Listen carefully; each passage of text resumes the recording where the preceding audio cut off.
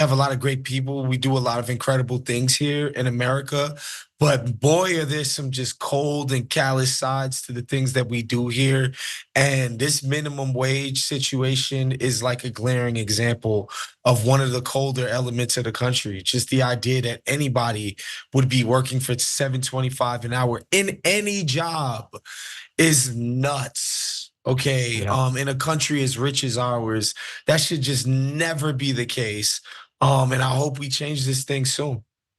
Yeah, I just, when you have the Republican Party, which has been for several years now, basically during the entire MAGA thing, trying to present themselves as giving voice to conservative workers who have been Oh, left behind. please. And meanwhile, they have tried to convince those workers to utterly hate and have no respect for anyone who makes minimum wage is so ridiculous. And they're not gonna raise it. The closest we've gotten on the Republican side is back in 2021. Mitt Romney and Tom Cotton had a plan that would have raised it eventually to $10 an hour, but they were basically using it as a way to require at a nationwide level that employers use E-Verify, a way that they can try to weed out undocumented workers.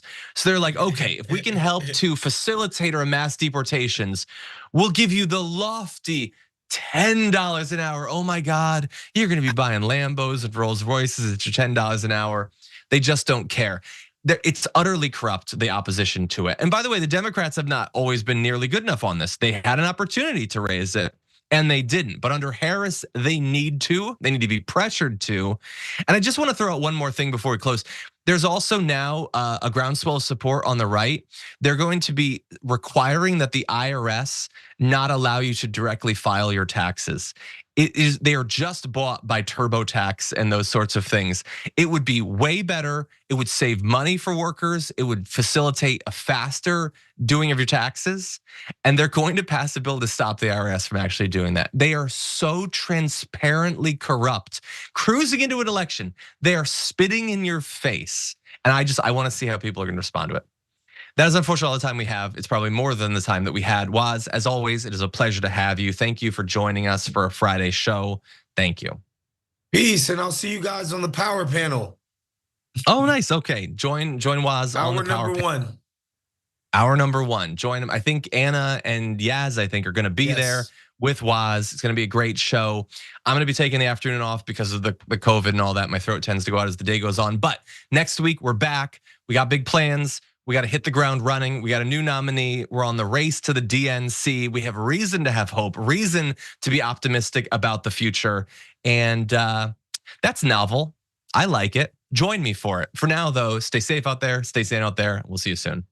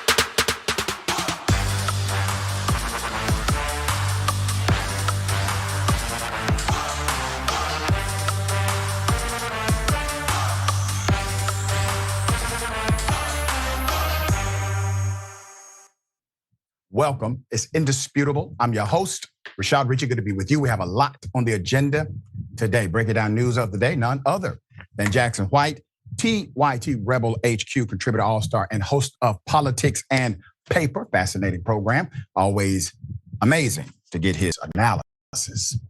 Top story of the day, an elected official, black councilwoman. Well, she gets a knock on the door and an individual decides to racially taunt her. Let's put up the picture full mask. Police chief got something to say about this as well. This happened in Michigan. So bigots show up at the black councilwoman's door.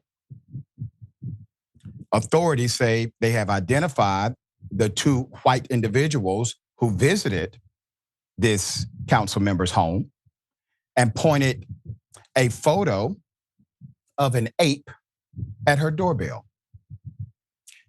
This was all caught on the doorbell camera. According to Ann Arbor police, two white males approached Councilwoman Cynthia Harrison's home July 16th at 8 p.m. and repeatedly knocked on the door and rang the doorbell. The pair activated the Ring camera doorbell, and one of them displayed a picture of an ape on his phone. They also said one of the homeowners' names as they stood by the front door. The strangers waited at Harrison's front door for around 5 minutes. When no one answered, they drove away in a gray minivan. Harrison told CBS Detroit that she and her husband were sleeping when they heard the knocks and the doorbell ring. They weren't expecting any visitors.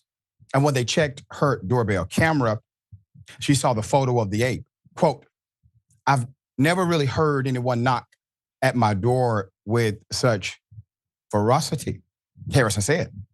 Quote, "My heart is beating literally out of my chest, and I'm trying to process what had happened. And I see two individuals that I don't recognize." She told the police she didn't know the individuals and had no idea why they would visit her home. So the incident happened just a day after Harrison and her fellow council members approved a resolution to bolster hate crime training for law enforcement and ensure police receive up-to-date guidance with a focus on proactive measures to prevent and respond to hate crimes. Anderson said there's no proof at this point to determine whether these individuals' actions are connected to the hate crime resolution. Harrison believes it was a racist attempt to intimidate her and her family. Now, before I go to the police chief, understand this would be a hell of a coincidence if not connected. So I do believe, obviously, there's a direct connection here, a correlation. One, the incident itself isn't something that happens. And to have it happen within 24 hours after a hate crime resolution is passed by her with her leadership and counsel, well, you see the writing on the wall. So let's go to the police chief. So Ann Arbor Police Chief Andre Anderson said in the statement, quote, "You see, that is something that shouldn't happen in this day and age. And as the police chief, I found it as disturbing. These actions were deliberate, as one of the assailants could explicitly be heard mentioning the African-American male homeowner's name as he displayed the photo of the ape." So they did a little bit of research. Anderson said, so investigators have not released the identities of both individuals, but said both don't live in Harrison's neighborhood.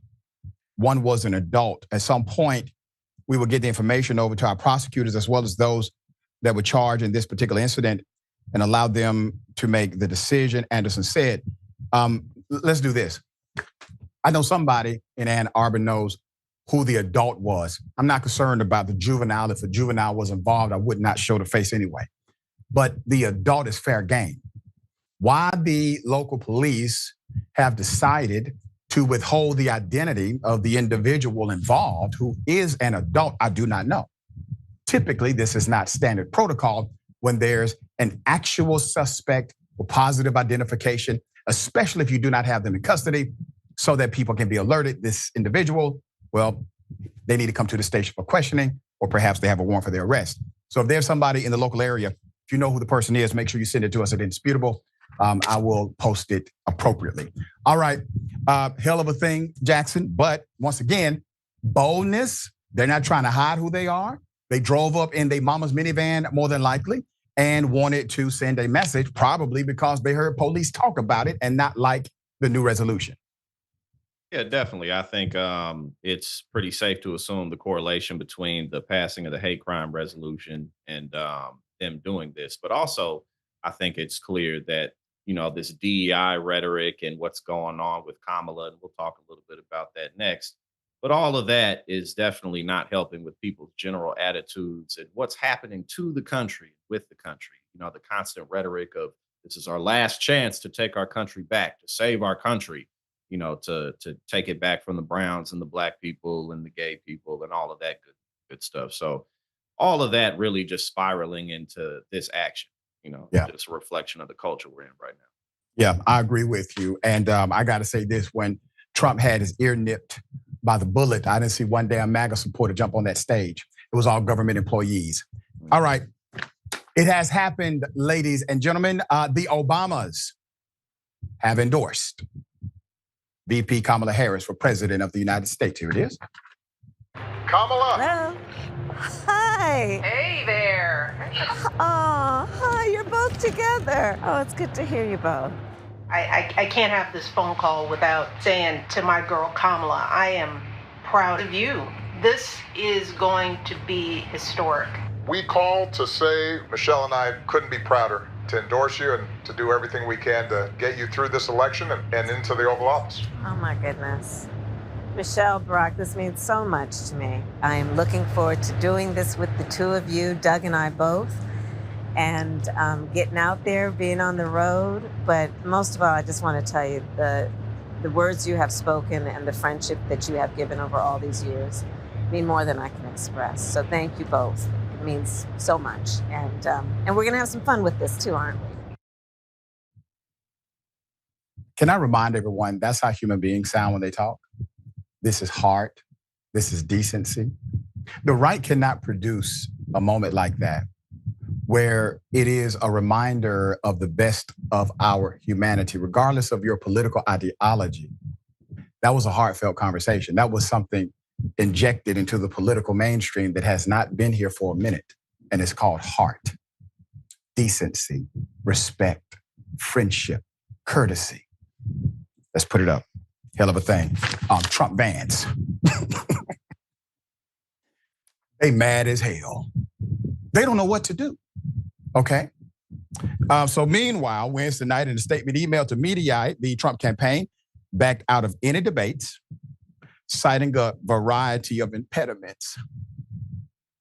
Quote, given the continued political chaos surrounding the crooked Joe Biden and the Democratic Party, general election debate details cannot be finalized until Democrats formally decide on their nominee.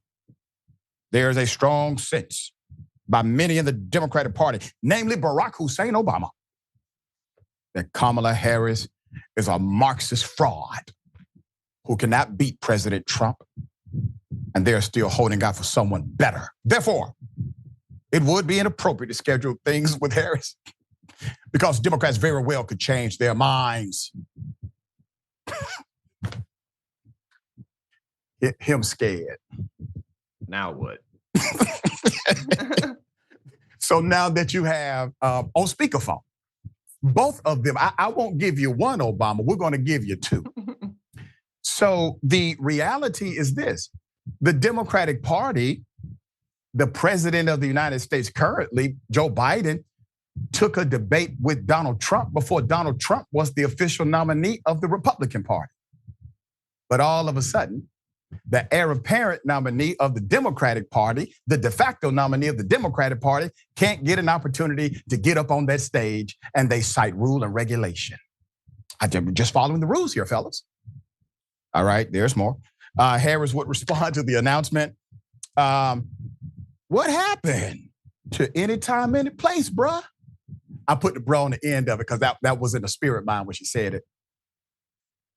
Also yesterday, here's the political part of stuff. Netanyahu and Harris So Harris did finally meet with Netanyahu after she decided not to attend his speech to Congress. Many Democrats protested and gave a speech. He gave a speech in relation to that meeting. So the first appeal was the support of Israel. Here it is. I told him that I will always ensure that Israel is able to defend itself, including from Iran and Iran-backed militias such as Hamas and Hezbollah. From when I was a young girl, collecting funds to plant trees for Israel, to my time in the United States Senate and now at the White House, I have had an unwavering commitment to the existence of the State of Israel, to its security, and to the people of Israel. I've said it many times, but it bears repeating. Israel has a right to defend itself, and how it does so matters. Hamas is a brutal terrorist organization. On October 7, Hamas triggered this war when it massacred 1,200 innocent people, including 44 Americans. Hamas has committed horrific acts of sexual violence and took 250 hostages. Now you're going to see the pivot, a distinction she is making that Biden could not quite land. Here it is.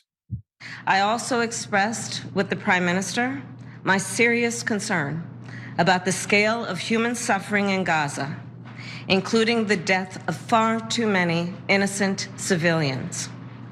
And I made clear my serious concern about the dire humanitarian situation there, with over 2 million people facing high levels of food insecurity, and 500,000 people facing catastrophic levels of acute food insecurity.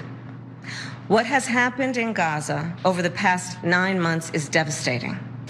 The images of dead children and desperate, hungry people fleeing for safety, sometimes displaced for the second, third, or fourth time. We cannot look away in the face of these tragedies. We cannot allow ourselves to become numb to the suffering, and I will not be silent. The Vice President of the United States then decided to lay out a ceasefire agreement on the table. Here it is. There is a deal on the table for a ceasefire and a hostage deal. And it is important that we recall what the deal involves.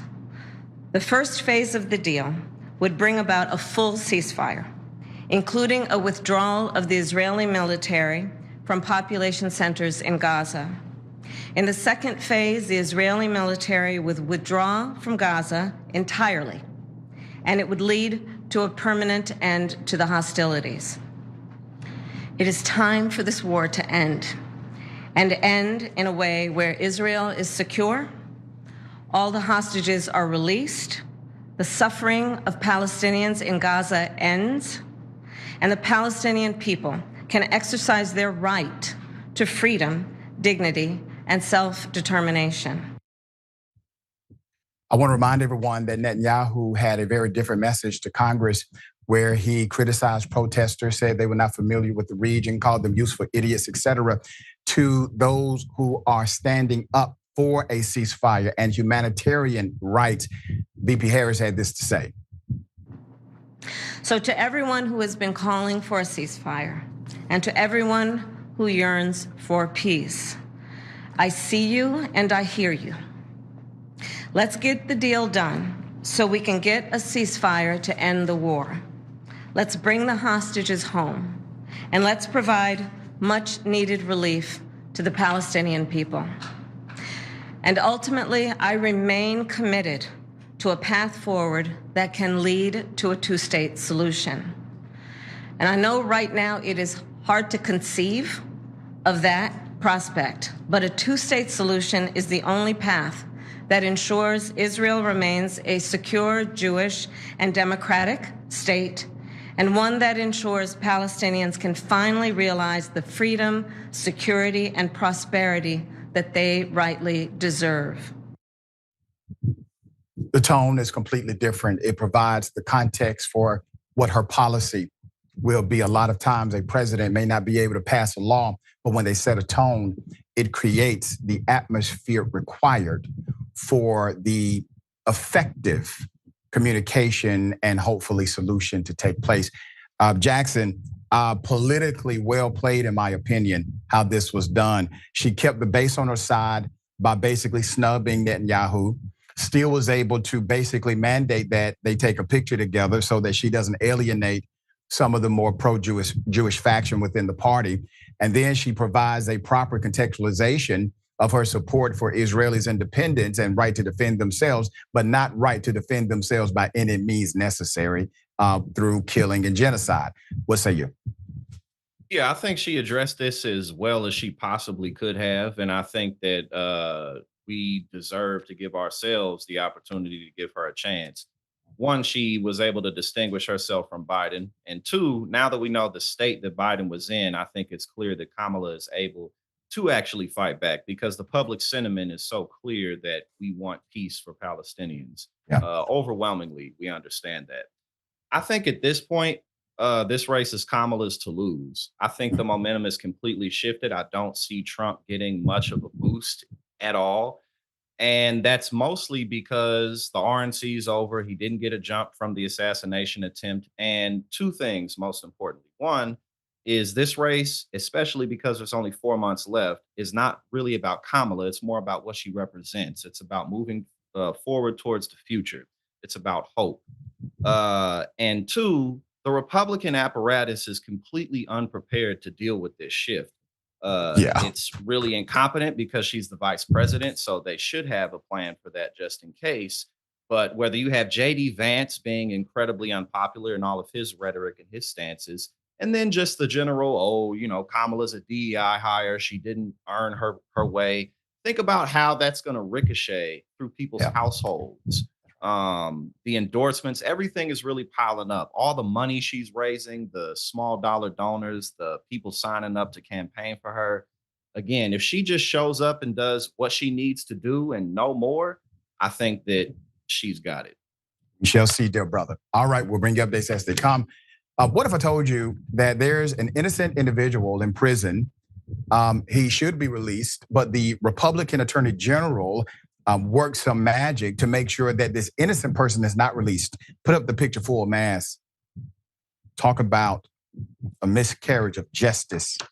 In an update, despite a judge's order to release Mr. Christopher Dunn, the black male you see there, who was imprisoned for more than 3 decades on a false conviction, Missouri Attorney General Andrew Bailey has ordered the prison to keep him behind bars anyway.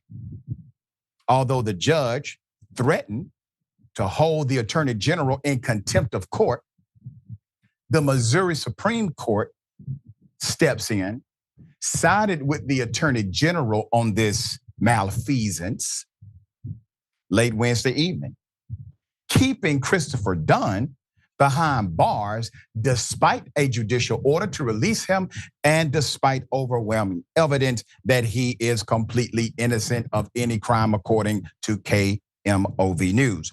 Quote, Christopher Dunn has been found innocent by 2 separate judges after both judges hearing the evidence before them, Dunn's attorney Justin Bonus told NBC News. Quote, he remains in prison, an innocent man, with his conviction overturned. This is a travesty of justice. The AG should not be fighting the judge's decision.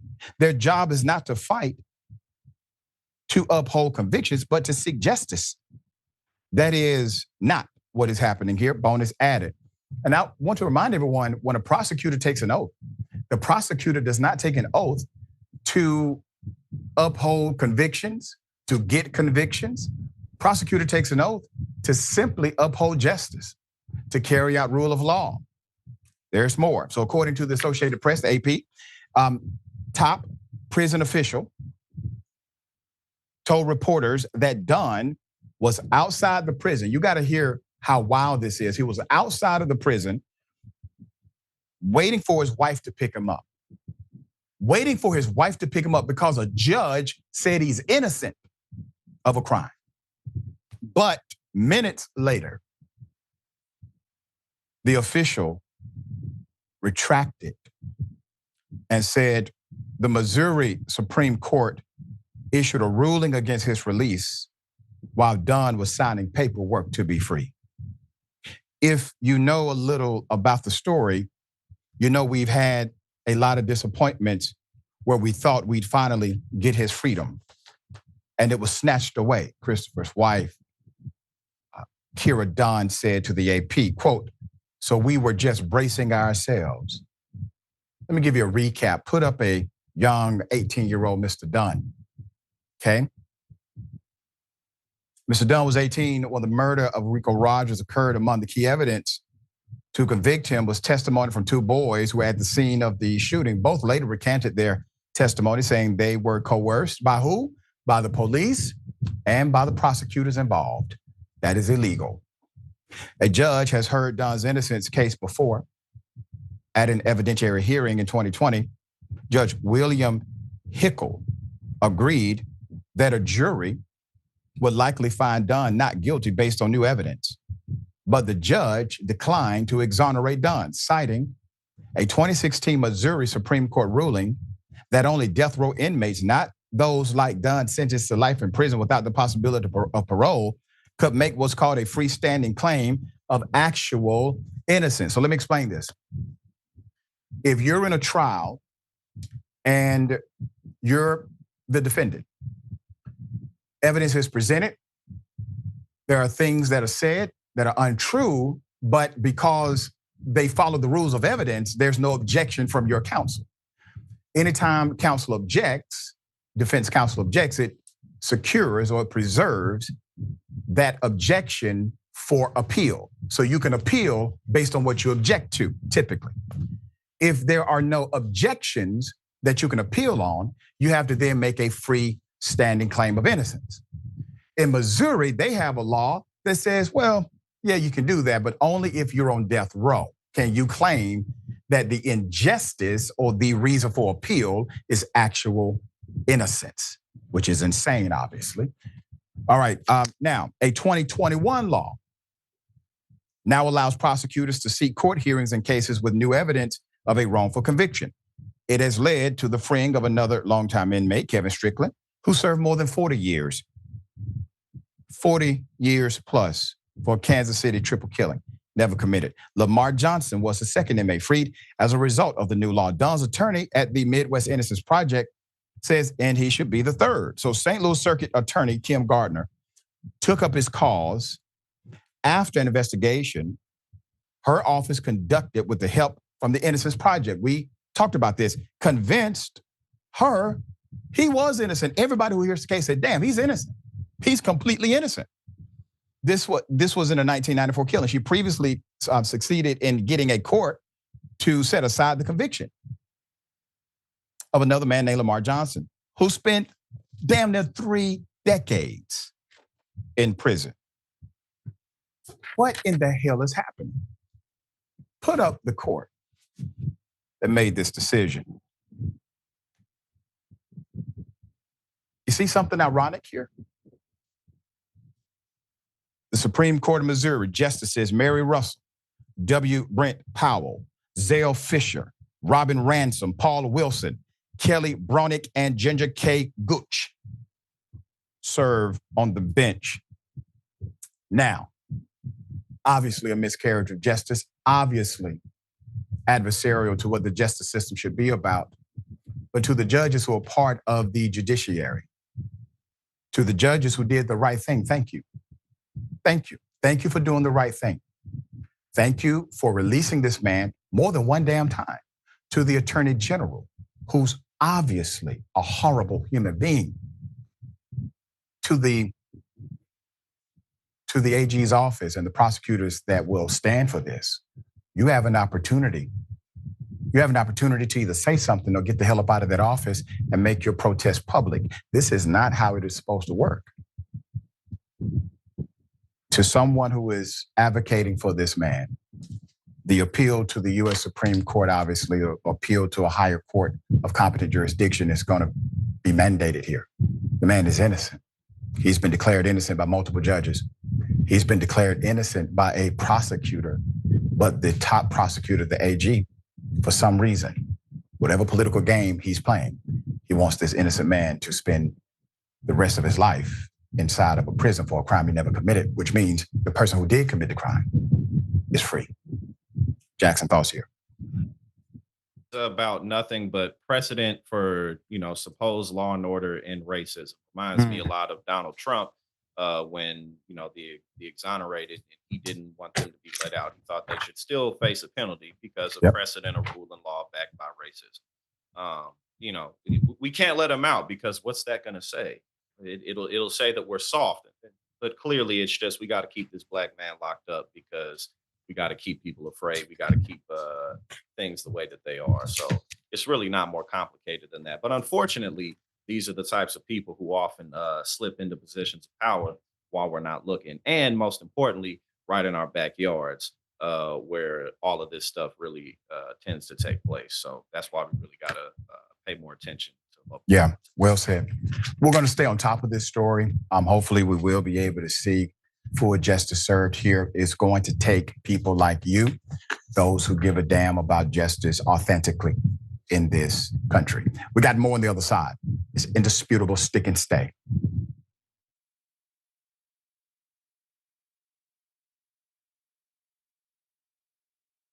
Now I'm going to do something very different here and read some one-star reviews of the Young Turks on Apple Podcasts.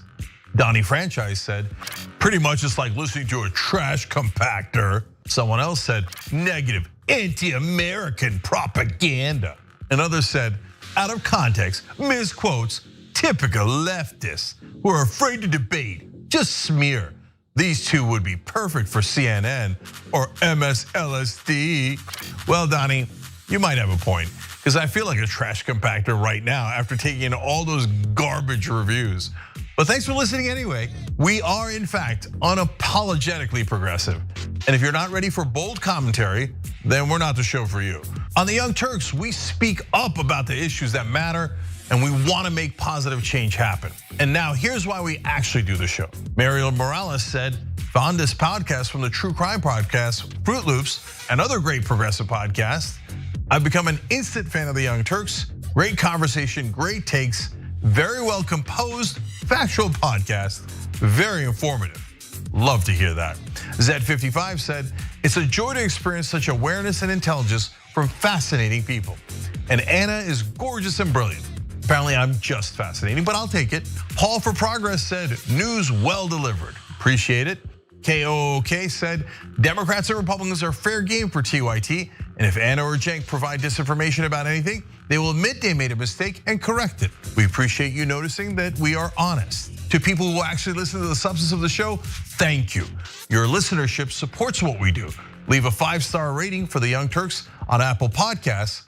Let's take the ratings back from the trolls.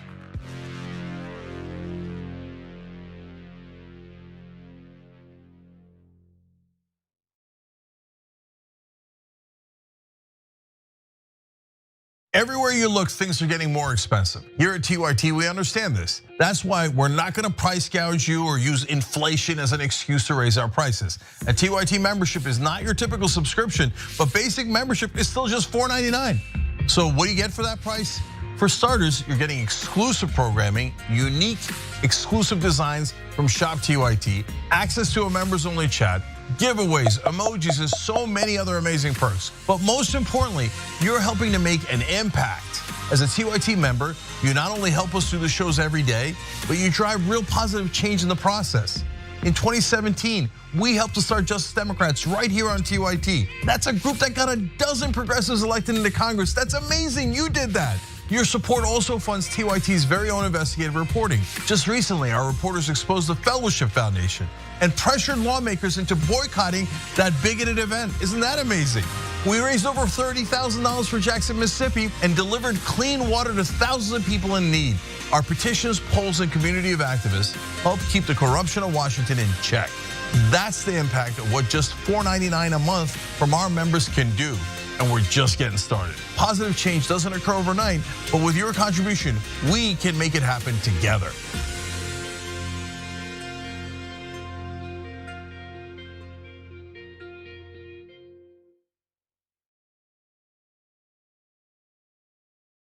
We've been here for over 22 years, and TYT remains a trusted source of truth and unfiltered progressive commentary.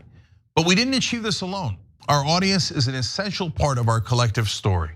That's just as true today as it was decades ago. But for us to carry on into the next generation, we require additional support from viewers like you.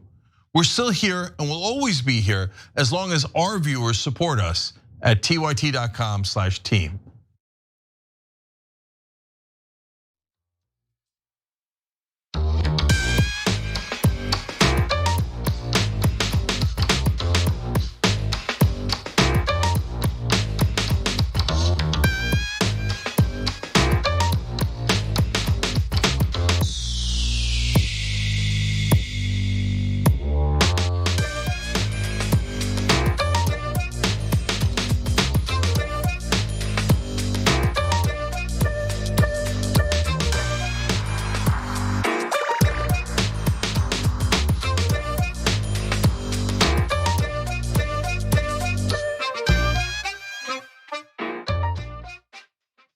All right, welcome back. A lot of show left. Let me read some of these beautiful comments. I really appreciate everyone who joins the program. And don't forget, hit that join button. All right, love to have you as a member on the Truth Train at Indisputable. Okay, there you go. That Creative Dragon says, but was that a perfect phone call? LOL. That's a perfect phone call. I don't know what the hell Trump was talking about. His phone calls are disastrous. That was a perfect phone call. All right. Revenge_dragon. I wish we could show this graphic. Dr. Rich, I need you to see this and file a cease and desist. So there's a t-shirt that says Karen's for Kamala. Listen. If it That gets works us to the finish line, I'm okay with it. I'm all right with it. Okay? For now. Yeah. Luke Wise, Sam. Netanyahu is an evil man, officially recognized as a war criminal. His mental illness that anyone would pretend acknowledging that is idiocy. Yeah, I mean, at a point in the very near future, hopefully, the International Criminal Court will be able to secure those arrest warrants, which would significantly limit his ability to travel. All right, and over 9,000 talking about the GOP and Attorney General. Like you say, Doc, the police defunding themselves. Looks like the Supreme Court said, "Hold my beer." Yep. Roger Reports podcast. Thank you so much for this. Always a good day when I can catch you guys live. Thank you so much. We appreciate you catching us live. And let's go to Twitch. They tried to. So Sam Wendon, the way they weaponized Obama's middle name, it didn't work back then, and it's not working now. They still try. This is a rinse and repeat. They're really not as creative as we thought. They don't have much ammunition here. It's kind of the same old thing over and over again. All right, got something for you. Ladies and gentlemen, I wish a Karen would. You want to call the police on them for having a barbecue on a Sunday. You're still free! Back off! I'm going to tell them there's an African-American man threatening my life.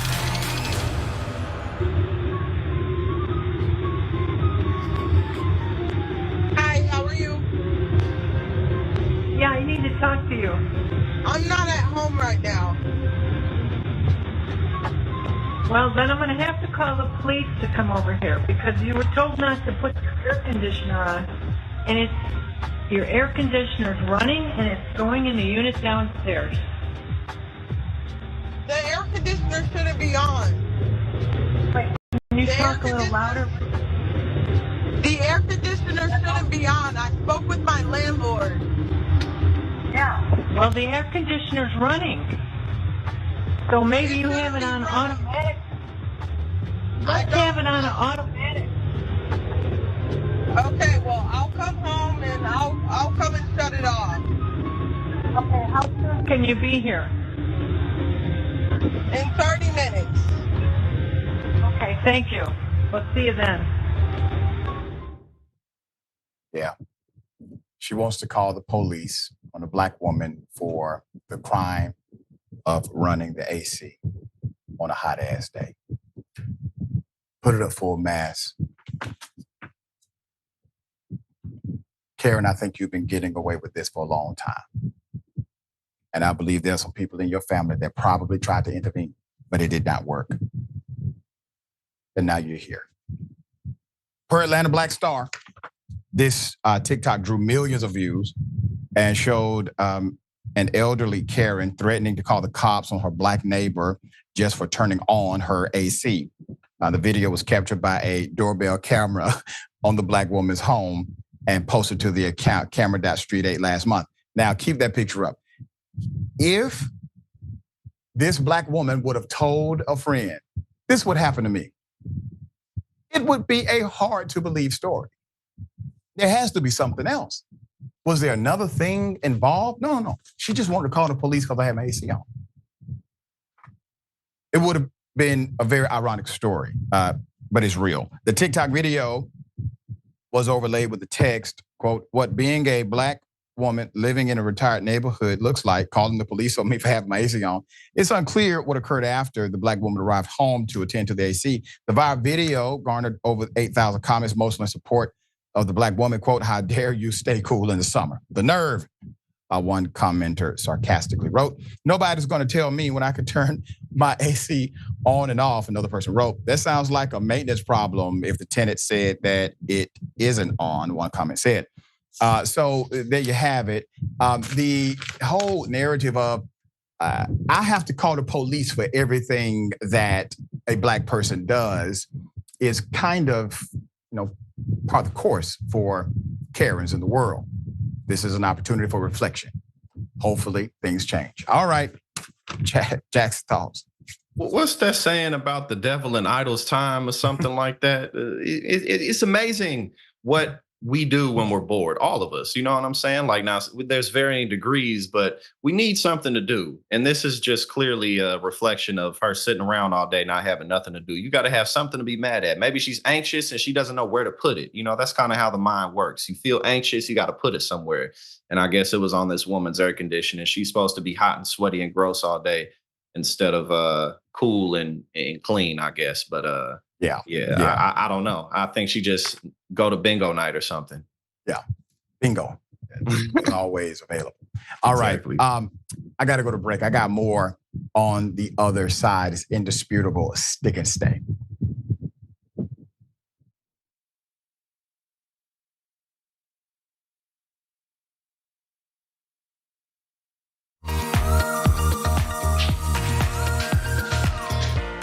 Magic. It's showtime. And say 45 minutes. I'm hosting today. Now I know what you're thinking, Jerry, your face is already perfect, but you know what? I still need to apply some makeup. I went through this process, right? A few years ago, when I realized that I was gonna have to wear makeup on the show. I had to go through finding out what my undertones were. You guys know what those are? I got my MAC Cosmetics. It says SPF 15 foundation, broad spectrum. But apparently what I have is red undertones, and I think pores are not supposed to be seen. I need all these things to be confirmed for me. These sponge things don't work for me. You gotta use your hands. At least I did. That's how the magic really happens. So we're gonna go through a tutorial how to make the magic happen from beautiful to beautifuler. Let's go. I've already been moisturized. That's the first thing. But moisturization already happened. We go raw. All hands. Pick it up.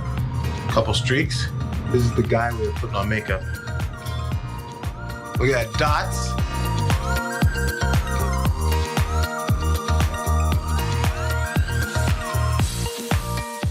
There's some shiny points that generally happen. First of all, here we go. You dust here. I'm putting way too much, but you dust.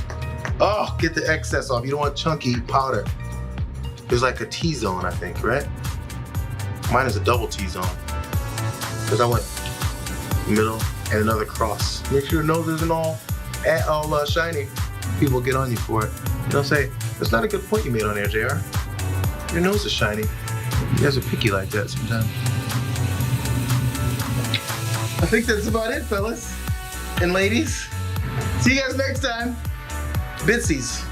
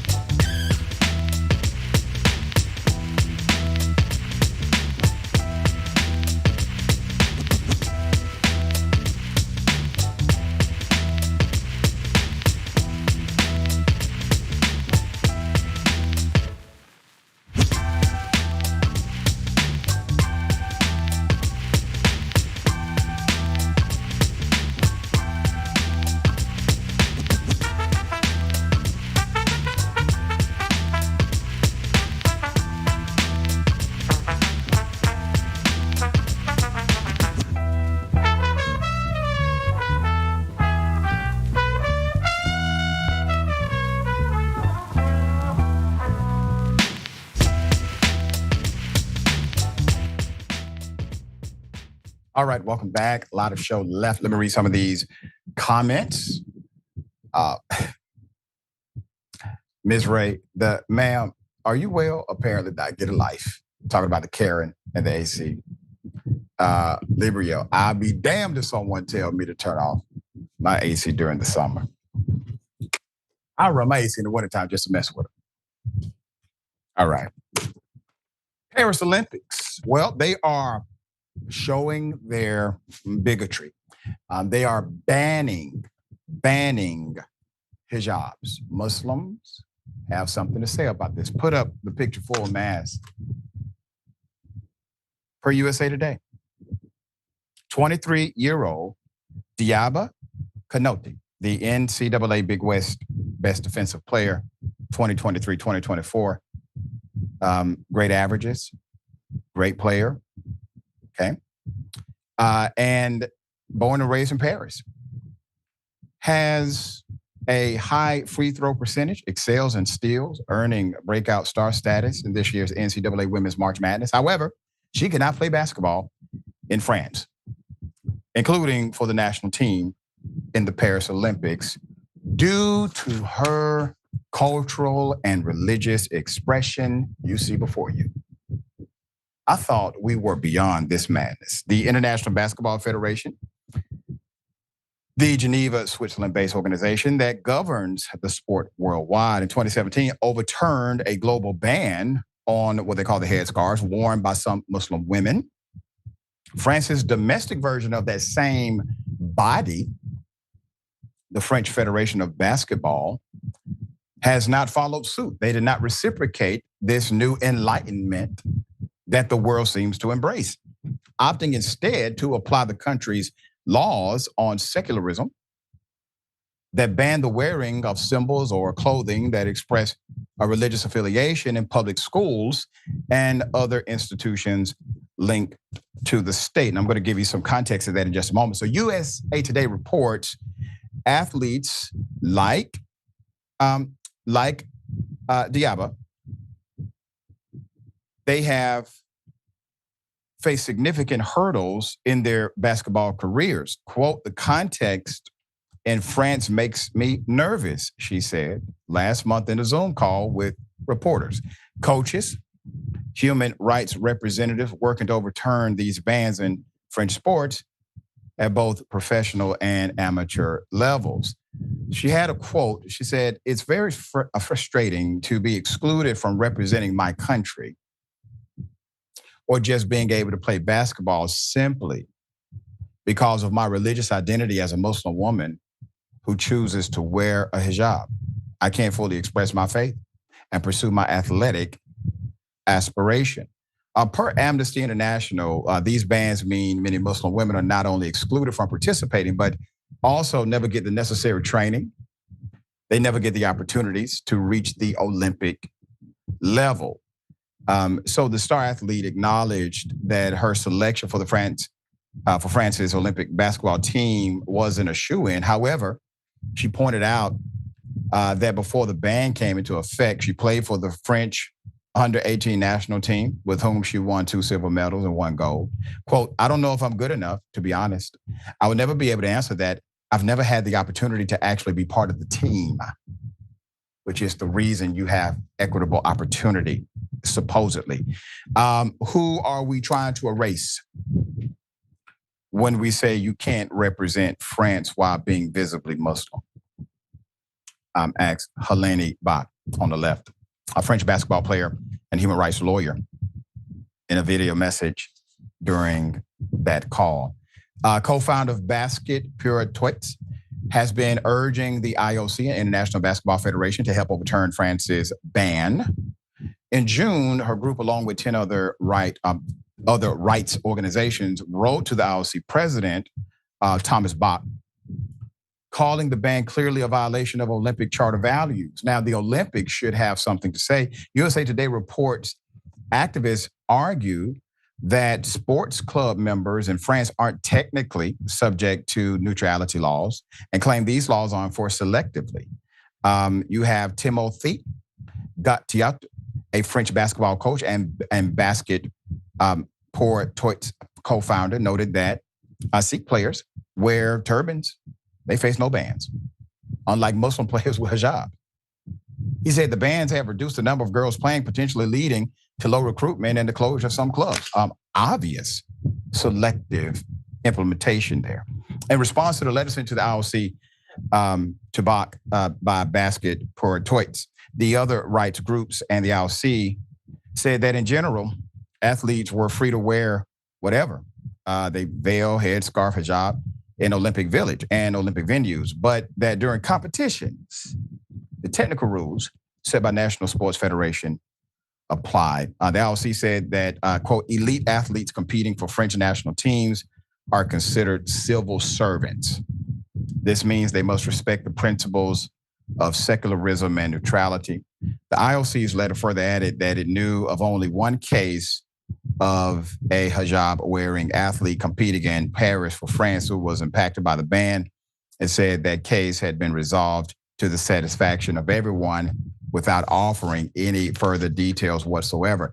July 16th, Amnesty International said in a report published ahead of the Paris Olympic Games that the ban on French women athletes who wear headscarves from competing at the Olympic Games breaches international human rights laws and exposes discriminatory hypocrisy of French authorities and the craven weakness of the International Olympic Committee. Researcher Anna Bluss of Amnesty International criticized the ban, stating it undermines Paris 2024 claims of gender equality and reveals racist gender discrimination in French sports.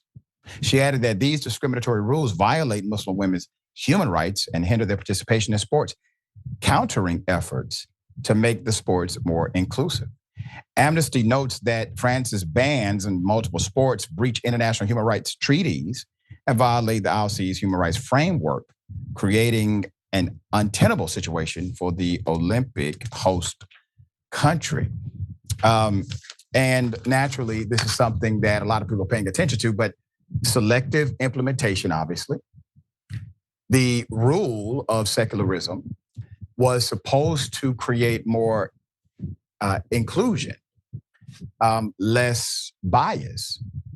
And sometimes you can be so affixed to a general principle in order to create a progressive atmosphere that your adherence to that principle may violate the very spirit for why the principle exists in the first place. And when that happens, you go back to the spirit, the essence of what you're trying to accomplish. All right, Jackson, thoughts here? Yeah, exactly. I think you pointed it out well. Principle for principle's sake doesn't always work. That's right. You got to be able to move and adjust. And I think that it's silly for anybody to pretend like they don't understand why people are upset about this. This is an issue that's near and dear to millions of people's hearts around the world in terms of people who may follow certain religions. So it's very, very easy to understand why people are upset about this. And why you should waive it, because who cares? Like, this isn't something that people will be like, oh, I'm not going to tune in because they're wearing hijabs. And obviously that's not what it's for. But again, as you pointed out, just trying to even the playing field is in fact stepping on people's toes. So That's right. I think that they're, just dealing with an unnecessary problem right now. Yeah, and it's bringing bad PR to the games, and we just started. All right.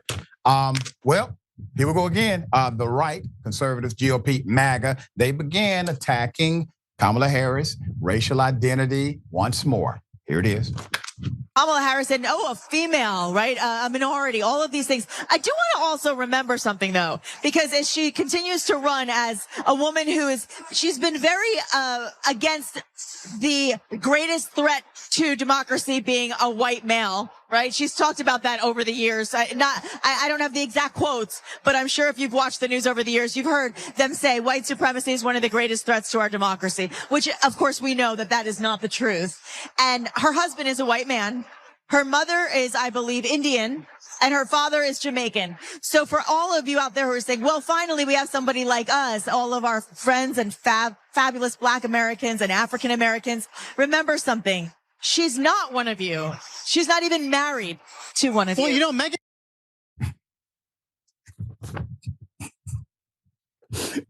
They ain't got nothing else. They really don't. What are they going to do? You can't blame them. They don't have anything else. All right, so let's be very clear. A white male and a white supremacist, not the same thing. Okay? It's interesting that you made the case that they are. All right, so obviously, let's put it up full mass. This is going to be part of the campaign. I don't think it's going to get them anywhere. Trump shared a racist meme circulating online criticizing Kamala Harris's racial identity. There it is. Okay. California's Kamala Harris becomes first Indian American U.S. Senator. Biden picks Kamala Harris as running mate, first Black woman. He's saying that she must pick a side because that's how categories work, according to Trump. This racist meme attacking Harris has been around since 2020 and was recently resurfaced by Trump. Once again, rinse and repeat. Ally Laura Loomer. Loomer recently posted the picture along with the caption, just a reminder that Kamala Harris isn't Black. She's Indian American. She pretends to be Black as part of the delusional Democratic DEI quota.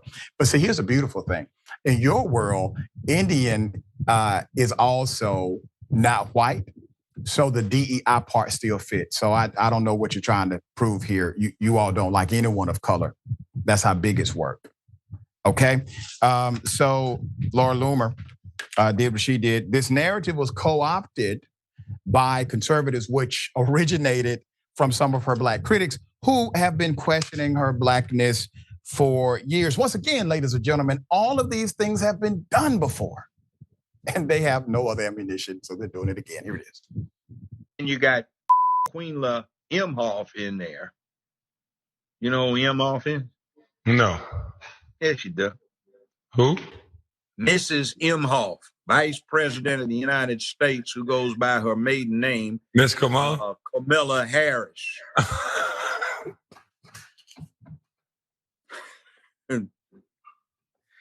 She's got 2 Jewish children she adopted. She married a Jewish husband who's got a interesting. I'm scared to talk about Kamala Harris. I'll let you have that one. No, she's a witch, and she is a corrupt witch.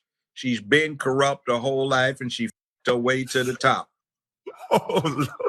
They used to detail this witch in the LA Times with her sexual escapades. She's damn near everybody trying to get up. She used to be a frat hoe when she was at Howard. And she ain't Black. You know, I ain't got nothing to do with this, Miss Harris.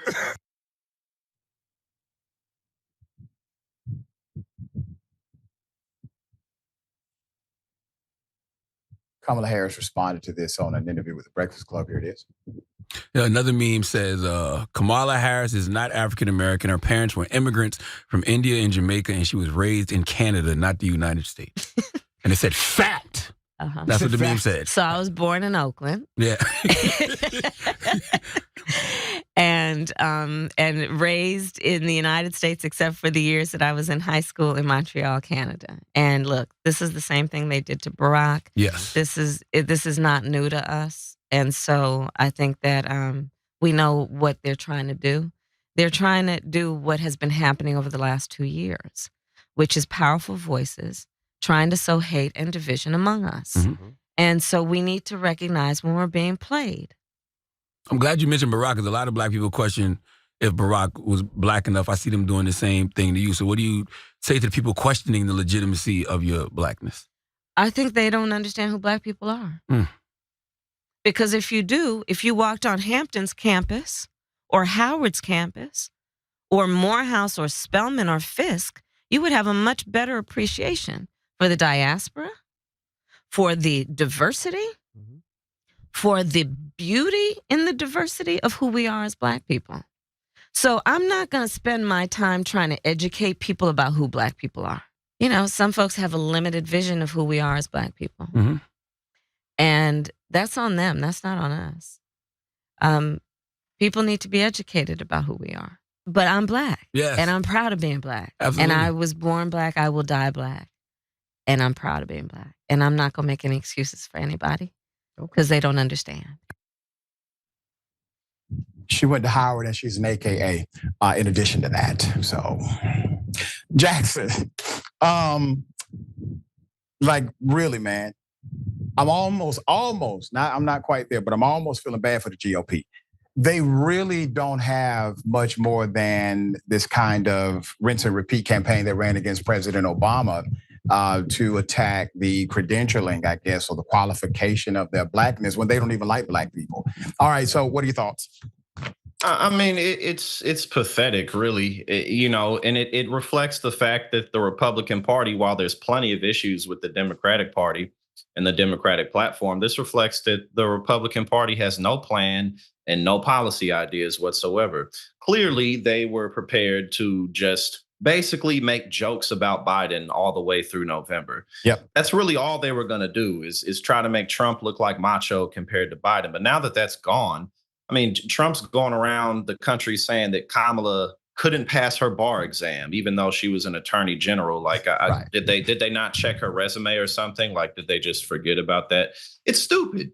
And there's plenty of legitimate things to criticize any type of elected official for, anybody who's been in public office. But her being black or not black, her being a woman who she slept with in the past, it's irrelevant. It doesn't matter. And it just makes people look childish, and it's going to help her win. It certainly will not help the Republicans at all. So they can't help themselves. You know, I think they assumed they could make light of her candidacy, make her seem like a lightweight by simply using taunts and rhetoric and basically trying to belittle her as a person, as a human being. But the reality is, here's what's happening in the collective consciousness across the country. Every single person has been belittled at some point. We've all experienced when someone decided to size us up, summarize us incorrectly, and limit who we are. We've all experienced it. And so when they do this to an obviously qualified human being, it resonates as unfair, even if you don't quite subscribe to all of the political ideology of VP Harris. So this is their rinse and repeat. At some point, they may adjust. I don't know if they will adjust in the near future, but at some point, they may adjust, especially if Trump takes that debate stage. All right, one person not adjusting. VP pick for Trump, J.D. Vance wants to punish women crossing state lines for care. Here it is. Okay, look, here's the situation. Let's say Roe versus Wade is overruled. Ohio bans abortion. In 2022 or let's say 2024, And then, every day, George Soros sends a 747 to Columbus to load up disproportionately black women to get them to go have abortions in California. And of course, the left will celebrate this as a victory for diversity. That's kind of creepy.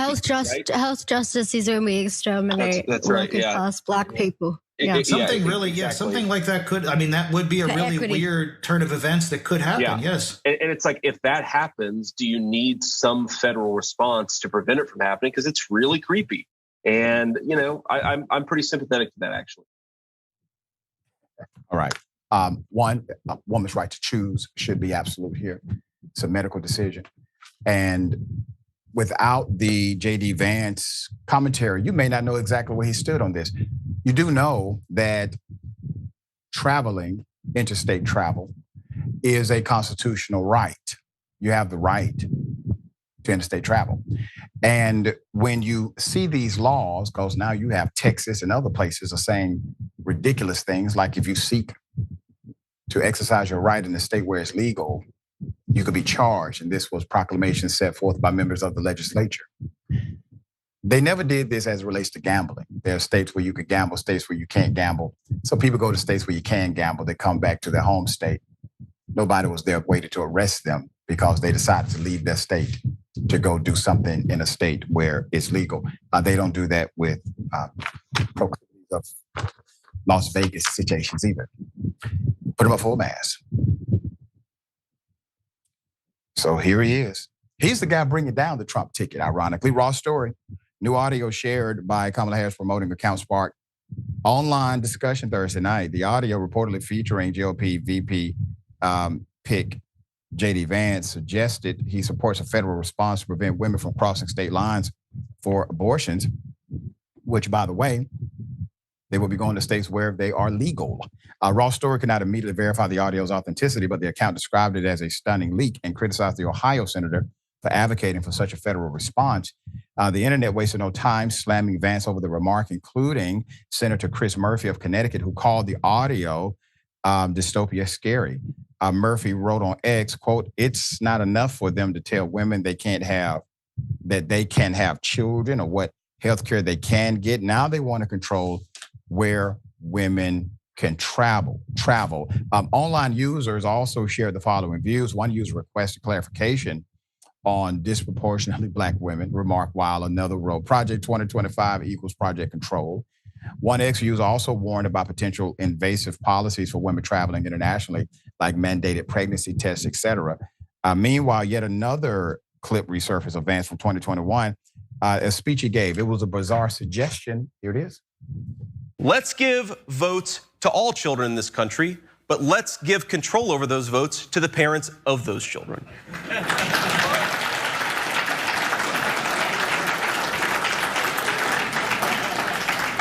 When you go to the polls in this country as a parent, you should have more power. You should have more of an ability to speak your voice in our democratic republic than people who don't have kids. Let's face the consequences and the reality. If you don't have as much of an investment in the future of this country, maybe you shouldn't get nearly the same voice. Sounds on message to me what he said on Lil Tuk Tuk's program about childless cat ladies. This guy has an issue. All right, Jackson, VP pick of Trump. I mean, well, the funniest thing about all of this to me is that Trump apparently initially was not going to go with J.D. Vance. He was going to go with Burgum or somebody else. And then his, Tweedledee and Tweedledum came creeping in and his two sons convinced him to do it. Or however it went down, whatever the case, this is a complete disaster for his campaign, especially in a race that's close. So this is just he's just weird. This is just stupid stuff that he's saying, and you can't defend it. So I think it, like you said, maybe he will replace him. Maybe we'll see. Yeah. JD may not make it to the end. We'll see. Yeah. All right. We got more on the other side. It's indisputable. Stick and stay.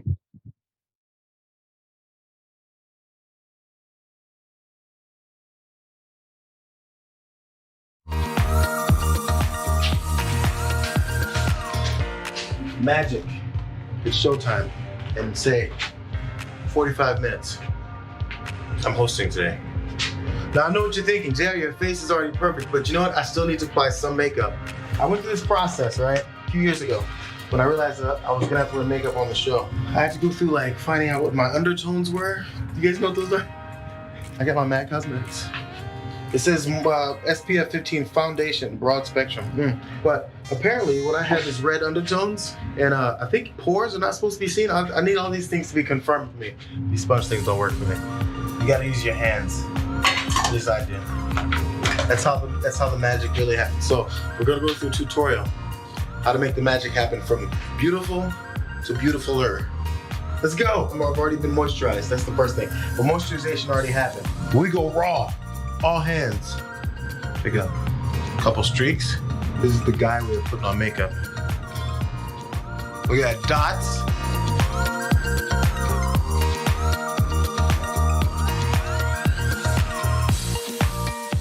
There's some shiny points that generally happen. First of all, here we go. You dust here. I'm putting way too much, but you dust. Oh, get the excess off. You don't want chunky powder. There's like a T-zone, I think, right? Mine is a double T-zone.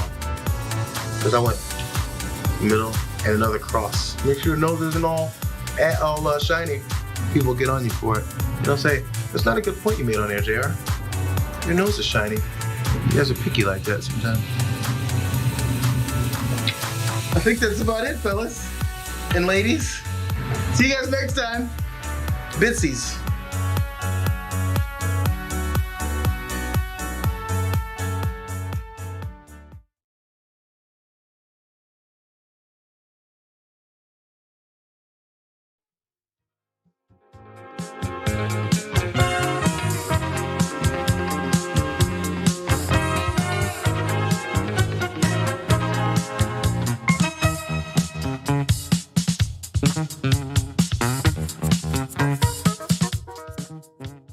All right, welcome back. A lot of comments, kind of pressed for time.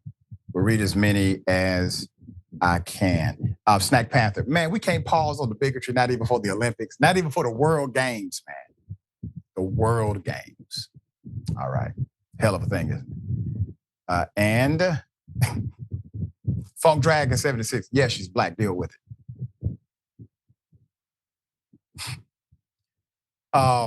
Yeah, that's Adrian Henson, you nailed it. I think Mike Pence was smarter than him. Probably, yeah. Yeah, I would agree. More subtle for sure. Yeah, and Mike Pence, when he doesn't know, he just shuts the hell up. And so, yeah. Big ups to James Thompson. Thank you, James. Gifted 10 indisputable memberships. Also, Elizabeth getting it in night. Welcome to Indisputable. Thompson gifted Joanna Dumas, Rosie, just_saying, Funk Dragon 76, Rendependent Thoughts, Barbara Vaccaro, and a Noodle and LT HUD. Welcome to every new member. Thank you all for being on the program. Okay. So a thief steals Amazon package and neighborhood kids return it. Internet doesn't know if this is legit or not. Let's look at it.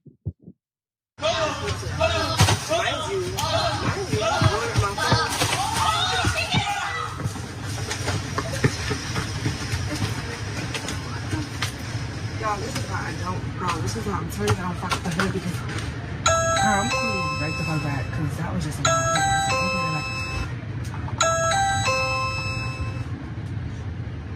of hi, someone literally just sold your package like 2 minutes ago. Excuse me, you got your package back. Where's your package back? Oh, snap. Thank you. You're welcome. I appreciate that. Thank y'all. Have a good day. You too. You too.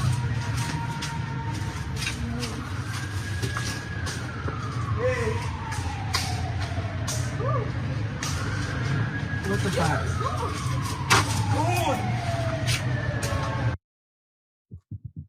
Yep, they call them porch pirates. Put up the picture for a mask. All right, so this is an interesting one. So online users, if you look at the comments, they are torn on whether or not this incident was real or somehow staged. However, there have been verified cases of teens confronting porch pirates in the past and retrieving neighbors' items when someone attempted to steal it. I say this, let's pass on a good story, staged or authentic, is actually a nice gesture. It reminds people of the great decency humanity can show. All right, Jackson, thoughts? Yeah, I think whether it's fake or not, stuff like this does happen. There are definitely more good people than there are people who are just inherently bad or indecent. So stuff like this does happen for sure. So I think it could be a good message. But on the internet, you never know if stuff's real or fake. But at least this is something positive and not just like a fake dating story or something. That's right. It's not ratchet at all. Yeah, All right, exactly. there you go. My dear brother, always a pleasure to have you on the program. Tell people how they can follow you and check out your great work. Yes, sir. Always good to be here with you. Check me out on YouTube at Politics and Paper, youtube.com/@politicsandpaper. I got daily streams. I got all types of programming on there. I'm doing my best to help the community. And actually, I'm getting ready to do a lot more on there. So check me out at Politics and Paper on YouTube. Proud of your leadership and your work, dear brother. Until next time. Thank you. All right. The bullpen is next. Stick and stay.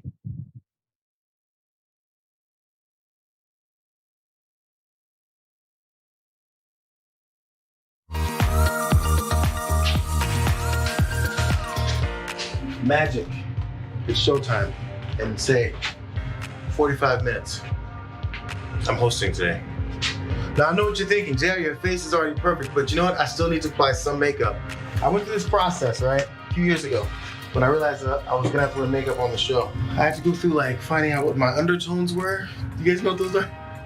I got my MAC Cosmetics. It says SPF 15 foundation, broad spectrum. But apparently what I have is red undertones, and I think pores are not supposed to be seen. I need all these things to be confirmed for me. These sponge things don't work for me. You gotta use your hands. This idea. That's how the magic really happens. So we're gonna go through a tutorial. How to make the magic happen from beautiful to beautifuler.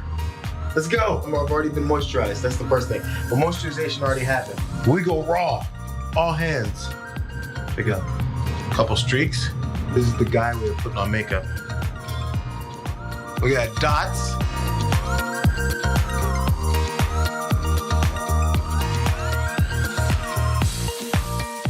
There's some shiny points that generally happen. First of all, here we go. You dust here. I'm putting way too much, but you dust. Oh, get the excess off. You don't want chunky powder. There's like a T-zone, I think, right? Mine is a double T-zone. Because I went middle and another cross. Make sure your nose isn't all shiny. People get on you for it. They'll say, that's not a good point you made on there, JR. Your nose is shiny. You guys are picky like that sometimes. I think that's about it, fellas and ladies. See you guys next time. Bitsies.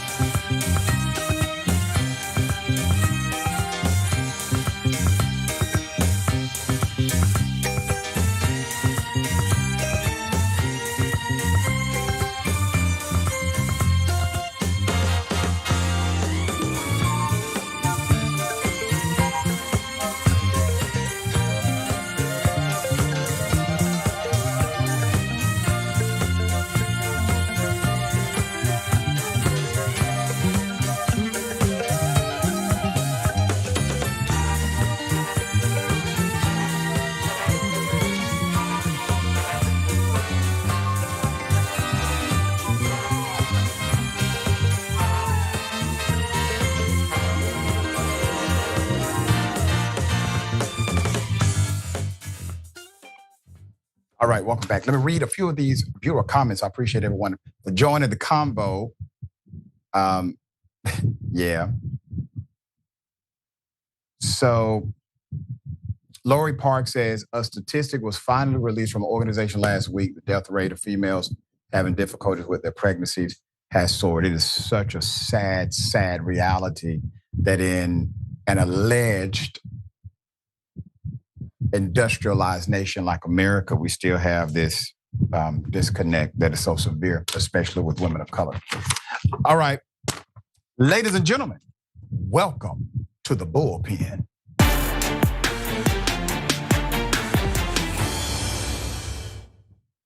First time in the bullpen today, we have comedian Joe Bob, Turning Point USA contributor. And prior to joining that team, Joe Bob dedicated nearly a decade of his career to political consulting, communications, and various political consulting jobs, and is known for his sarcasm, wit, and comedy.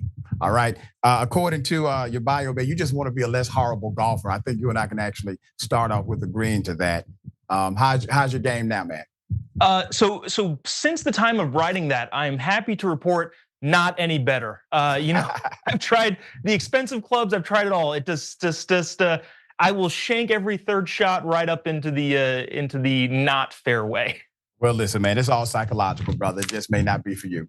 All right, we're gonna chop it up about VP Kamala Harris, maybe a little bit of strategy, definitely some of the rhetoric that's coming from the right about her credentials, her qualifications to be VP. I don't want to presume what you know or believe about these dynamics related to VP Harris. So if you would give us your sentiment, I would then opine. Well, so the sense of it is, geez, there's a lot of stuff to unpack. First things first, it is fascinating how this kind of unfolded. The rhetoric around Joe Biden is a hero for getting out of the race. I understand where that's coming from. I don't agree with it at all. If he was actually a hero, he would have gotten out a year ago and allowed for the democratic process to take place in the Democratic Party and pick a nominee based on how they always do it instead of what's being done right now. As far as Kamala Harris goes, there's a lot of policy issues that I have a great deal of trouble with, and I hope the conversation focuses more around that than really anything else. Yeah, let's go to the pick. I agree with you. I've said this on record. Biden should have been a one-term president, period. He said he was going to be a transitional leader, which meant if he did it the way he said upon election, that you would have had an open and robust primary. And I believe that open and robust primaries create significant earned media. They strengthen a candidate's resolve, and whoever emerges as the strongest political figure to move the party forward. So I believe that. I've always believed that. Going back to the reality of what a political party is. These are companies. I tell my college students this all the time. The Democratic Party is a company. The Republican Party is a company. They have a board. Let's call it the executive committee. When you vote in the primary, you're basically making a recommendation. Delegates then have to personify your vote at the national convention, and then it is solidified as so. And this is part of the board rule. These are charter mandates. And so while the operation is not normative in modern context, these are the policies set forth by each party. They always have the right to broker during the convention their own candidate. And when Trump was president, there was no, I know people say we need to always have open primaries, and I agree, but Republicans don't do it either when they have a president who's seeking re-election. So I get it. It's unfortunate when Democrats said Biden needs to step down, they came up with this hero message. That's politics. So you get that. That's just the political spin. That political spin is going to be there. What policies do you, I guess, either attract to when it relates to GOP movement and the Trumpian movement, and which policies of Kamala Harris do you disagree with? And do you believe that they're making a mistake by making this about her race and gender? Well, if to answer that last part first, if that is the sole focus of it, yeah, I think that is a mistake. Reason being, because I don't think that resonates with the American people. What I do think resonates with the American people as far as conservative policies is not blowing out the treasury, spending all of this money that we don't have on things that we can't afford and probably don't need, which again is a policy discussion. Obviously the bloated federal government spending all the money that it has, I think is a huge contributor to global inflation. Yes, there are other variables and other factors, but I think that's a big one. You've got your open border policies that have had, 20 million illegal immigrants come into the country, which has decimated a lot of big blue cities such as New York and Chicago, just to name a few. Those I think are the big kind of kitchen table topics that I think people are going to start voting on, that are going to vote on when it comes to November.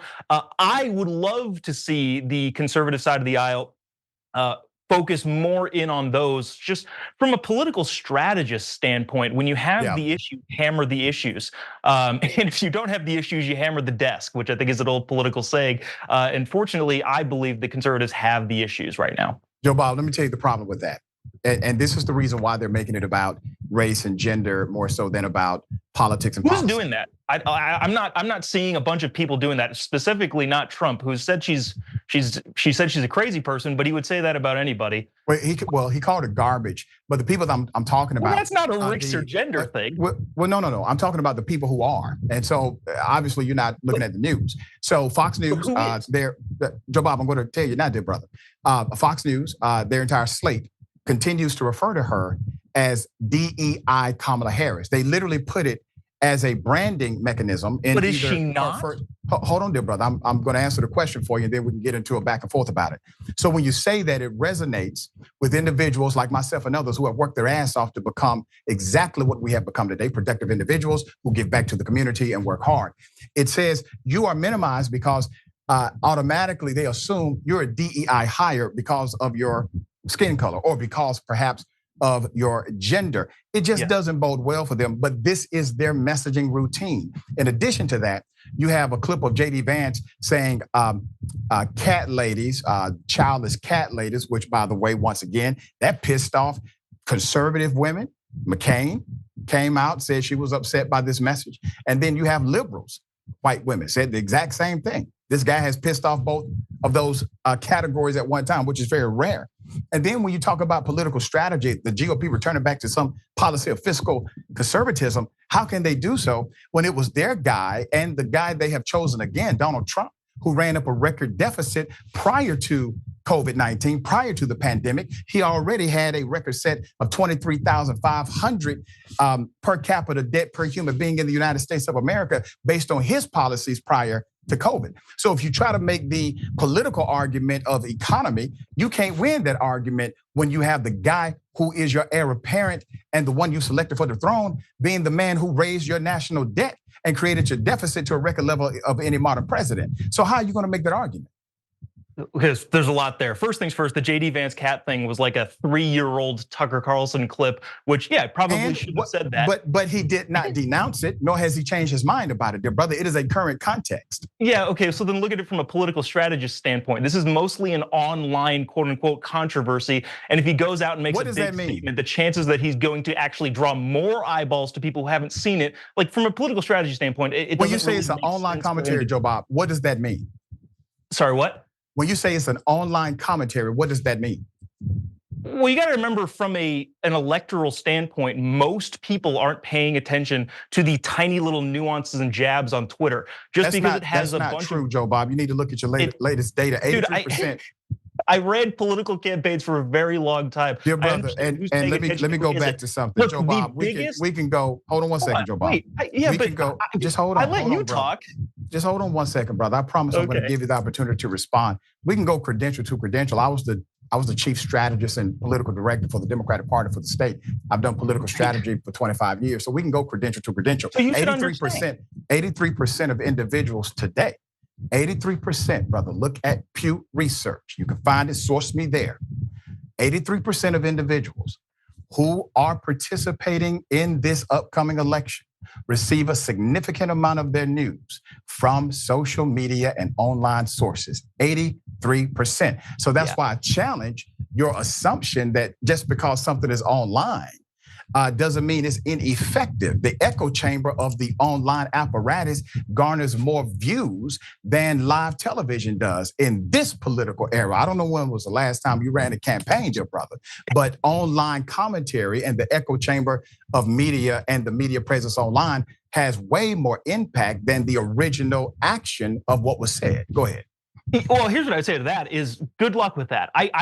I do think that it does play a role, but to say that it plays this huge outside role in the way that everyday people actually vote, I think is a huge mistake. And I think the biggest testament to that is when Kamala Harris— a catalyst. when Kamala Harris ran for president in 2020, she, I think, saw what was going on Twitter at the time, Twitter, which was, I believe, a lefty-run organization, and saw these big, huge issues that were bubbling up and decided to go with healthcare for all and everyone deserves equity, which is policies that people don't actually like, including the Democratic Party, which is why she had to get out of the race before Iowa. Joe Bob, so to say that this is like this big, huge thing that everyone's paying attention to is just factually inaccurate, but you're welcome to do that if you'd like. We do something on this program and it's called Tell the Truth.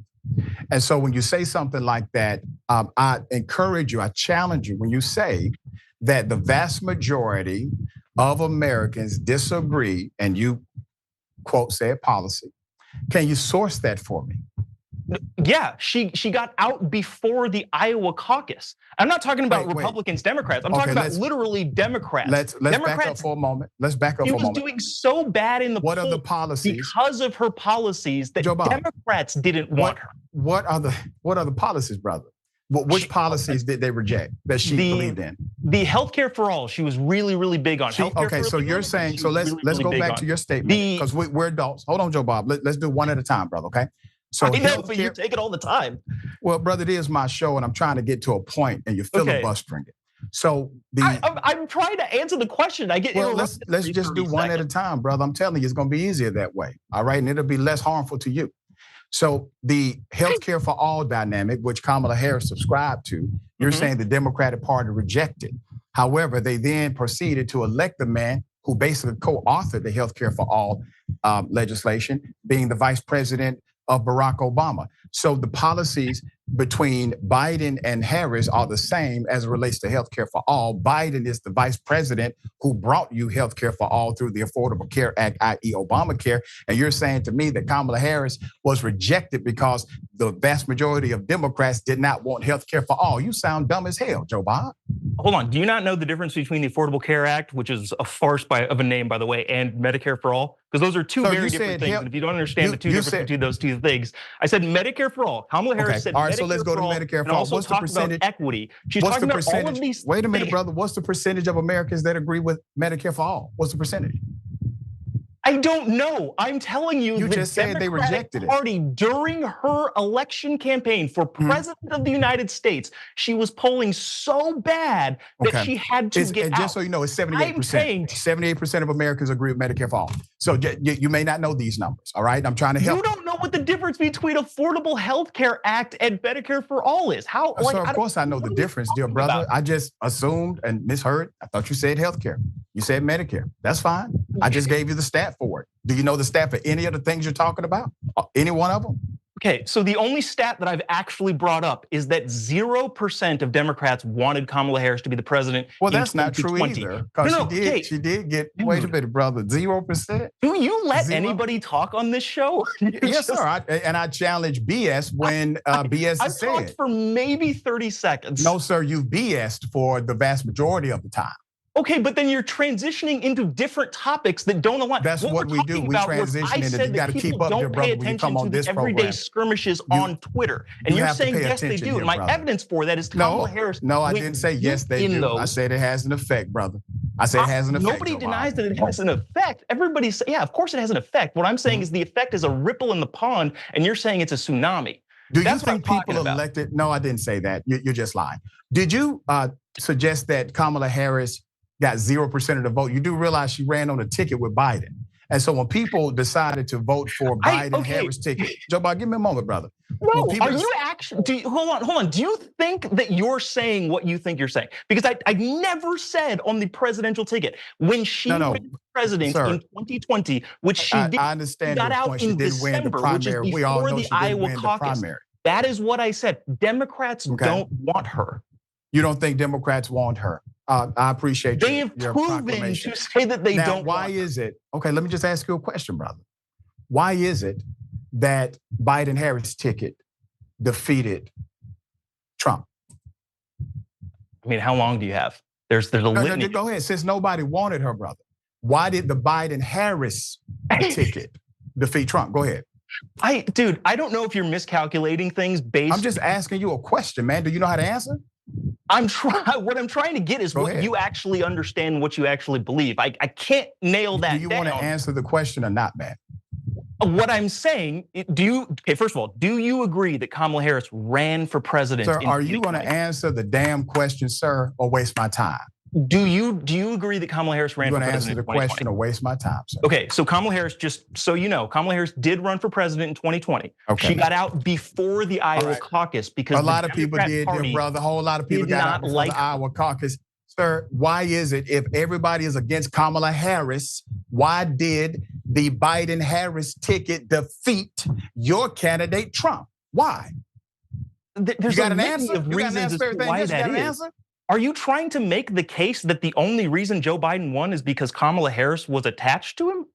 Sir, I just asked you a question that you are obviously incapable of answering. No, I'm just getting yelled at for trying to clarify. No, I'm getting assertive, sir. Can you answer the question or not, man? But I need to let you go. So what your question is assuming is that Kamala Harris is the sole reason that Joe Biden won. No, it doesn't assume any of that, sir. That's your assumption. No, you just said that. No, you're a damn lie. I asked you a question that you refused to answer. Keep up, Joe Bob. Please. Okay, why don't you go ahead and repeat the question?